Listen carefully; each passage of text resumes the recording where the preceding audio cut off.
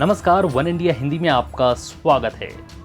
देश में कोरोना के मामले लगातार बढ़ रहे हैं, लेकिन इस बीच एक उम्मीद भी लगातार बनी हुई है।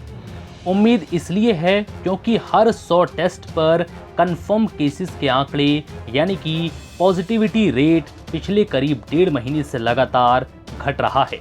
यानी कंफर्म केसेस की संख्या कम हो रही है। हर 14 दिन पर मापी जाने वाली ये दर भारत में 15 जुलाई से 28 जुलाई के बीच जहां 11.23% थी, वहीं 14 अगस्त से 27 अगस्त के बीच ये 8.84% रह गई है। हालांकि महाराष्ट्र, आंध्र प्रदेश, कर्नाटक, छत्तीसगढ़ और पश्चिम बंगाल के हालात चिंताजनक बने हुए हैं। टाइम्स ऑफ इंडिया की ताज़ा स्टडी के अनुसार इन राज्यों के अलावा तमिलनाडु और दिल्ली का पॉजिटिविटी रेट सबसे ज़्यादा रहा है।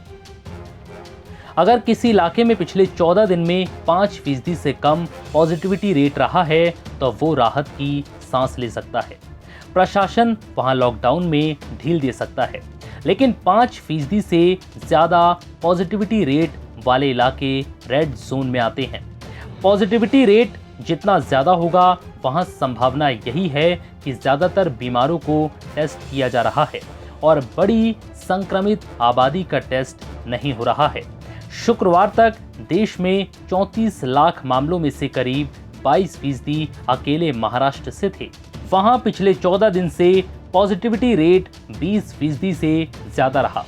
1 से 14 अगस्त के बीच ये कुछ घटकर 16.5% हुआ था, मगर फिर से बढ़ गया। अगस्त के पहले 14 दिन छोड़ दें तो 5 जून के बाद से लगातार पॉजिटिविटी रेट 20% से ज़्यादा रहा है। दिल्ली फिर से रेड जोन की तरफ लौटती दिखाई दे रही है। यहाँ 14 अगस्त तक करीब 1 महीने में पॉजिटिविटी रेट 6% के आसपास रहा था, अब ये बढ़ने लगा है। छत्तीसगढ़ देश में कोरोना का नया हॉटस्पॉट बनकर उभरा है। ताज़ा आंकड़ों के अनुसार यहाँ का पॉजिटिविटी रेट 9% के पार पहुँच गया है।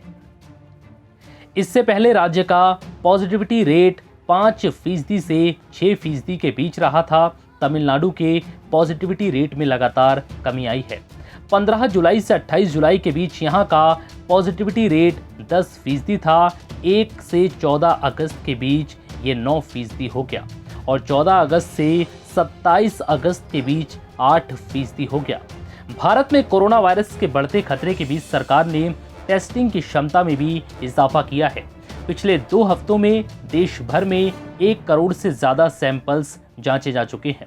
इसी के साथ देश में अब तक कुल 4 करोड़ कोरोना टेस्ट पूरे हो चुके हैं। वहीं पिछले 24 घंटे में भारत में कोरोना के रिकॉर्ड 77,266 नए केस सामने आए हैं।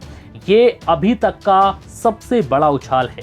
इसके अलावा पिछले 24 घंटे में 1057 मरीजों की इस महामारी के कारण मौत हुई है। देश में कोरोना के कुल मामलों की संख्या 33,87,501 पहुंच गई है। इनमें 7,42,023 मामले एक्टिव हैं और 25,83,948 लोग ठीक होकर घर लौट चुके हैं। वहीं कोरोना के कारण 61,529 लोग जान गंवा चुके हैं।